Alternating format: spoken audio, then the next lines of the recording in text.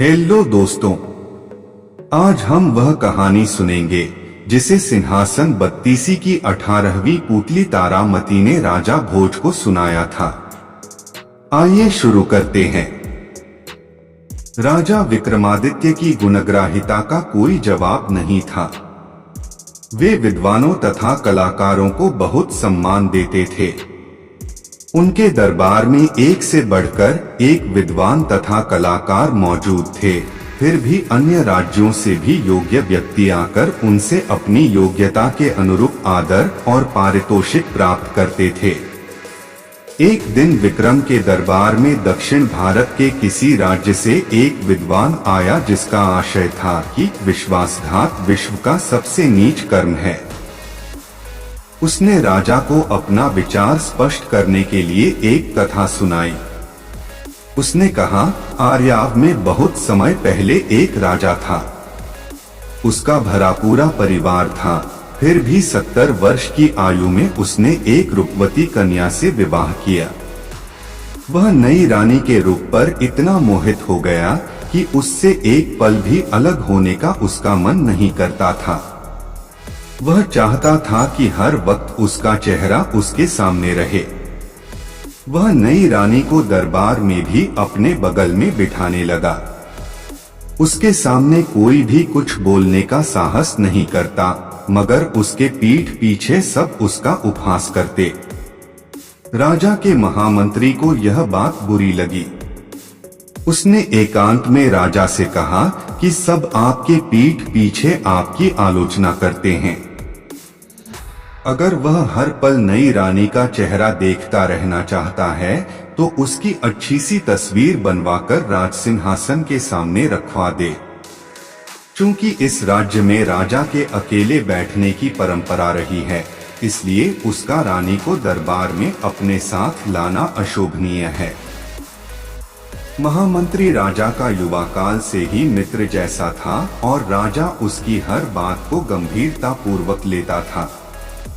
उसने महामंत्री से किसी अच्छे चित्रकार को छोटी रानी के चित्र को बनाने का काम सौंपने को कही। महामंत्री ने एक बड़े ही योग्य चित्रकार को बुलाया। चित्रकार ने रानी का चित्र बनाना शुरू कर दिया। जब चित्र बनकर राज दरबार आया तो हर कोई चित्रकार का प्रशंसक हो गया। बारीक से बारीक चीज को भी चित्रकार ने उस चित्र में उतार दिया था। चित्र ऐसा जीवंत था मानो छोटी रानी किसी भी क्षण बोल पड़ेगी। राजा को भी चित्र बहुत पसंद आया। तभी उसकी नजर चित्रकार द्वारा बनाई गई रानी की जंघा पर गई, जिस पर चित्रकार ने बड़ी सफाई से एक तिल दिखा दिया था। राजा को शंका हुई कि रानी के गुप्त अंग भी चित्रकार ने देखे हैं और क्रोधित होकर उसने चित्रकार से सच्चाई बताने को कहा। चित्रकार ने पूरी शालीनता से उसे विश्वास दिलाने की कोशिश की कि प्रकृति ने उसे सूक्ष्म दृष्टि दी है, जिससे उसे छिपी हुई बात भी पता चल जाती है। तिल उसी का एक प्रमाण है और उसने तिल को खूबसूरती बढ़ाने के लिए दिखाने की कोशिश की है। राजा को उसकी बात का जरा भी विश्वास नहीं हुआ। उसने जल्लादों को बुलाकर तत्काल घने जंगल में जाकर उसकी गर्दन उड़ा देने का हुक्म दिया तथा कहा कि उसकी आंखें निकालकर दरबार में उसके सामने पेश करें। महामंत्री को पता था कि चित्रकार की बातें सच हैं।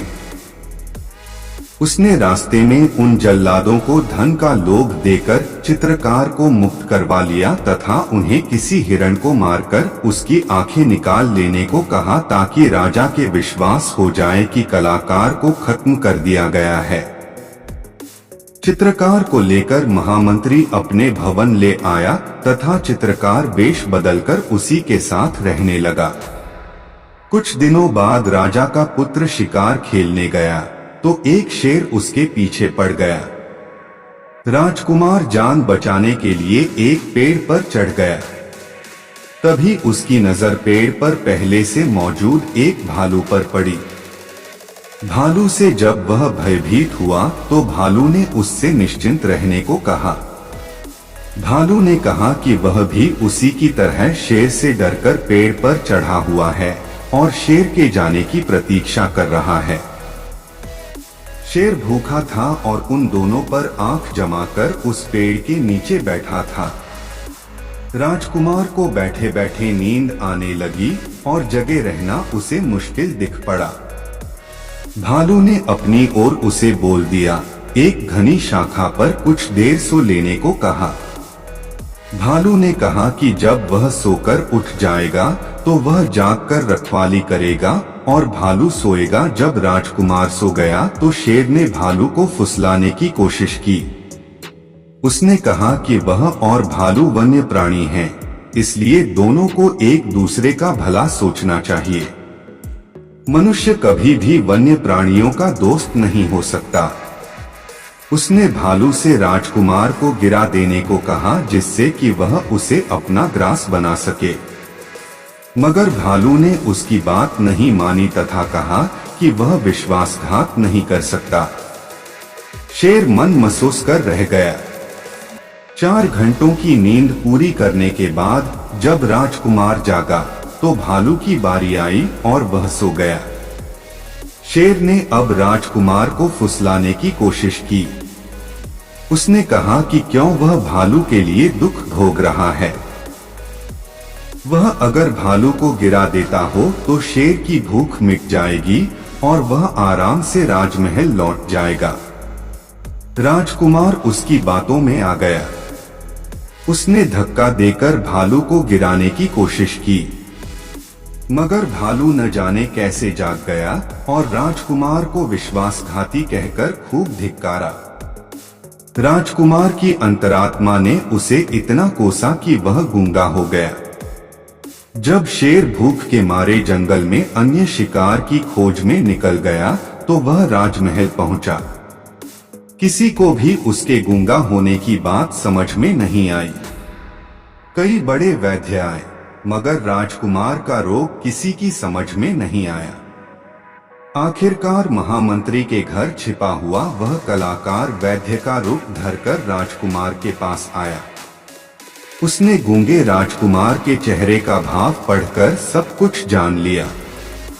उसने राजकुमार को संकेत की भाषा में पूछ कि क्या आत्मग्लानि से पीड़ित होकर वह अपनी वाणी खो चुका है, तो राजकुमार फूट फूट कर रो पड़ा।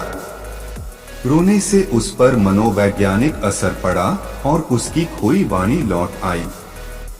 राजा को बड़ा आश्चर्य हुआ कि उसने राजकुमार के चेहरे को देखकर सच्चाई कैसे जान ली। तो चित्रकार ने जवाब दिया कि जिस तरह कलाकार ने उनकी रानी की जांघ का तिल देख लिया था।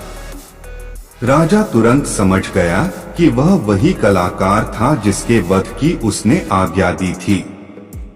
वह चित्रकार से अपनी भूल की माफी मांगने लगा तथा ढेर सारे इनाम देकर उसे सम्मानित किया। उस दक्षिण के विद्वान की कथा से विक्रमादित्य बहुत प्रसन्न हुए तथा उसके पांडित्य का सम्मान करते हुए उन्होंने उसे 1 लाख स्वर्ण मुद्राएं दी। आप इसी तरह कहानी सुनते रहे, खुश रहे और हमारा चैनल जरूर सब्सक्राइब कर ले। धन्यवाद।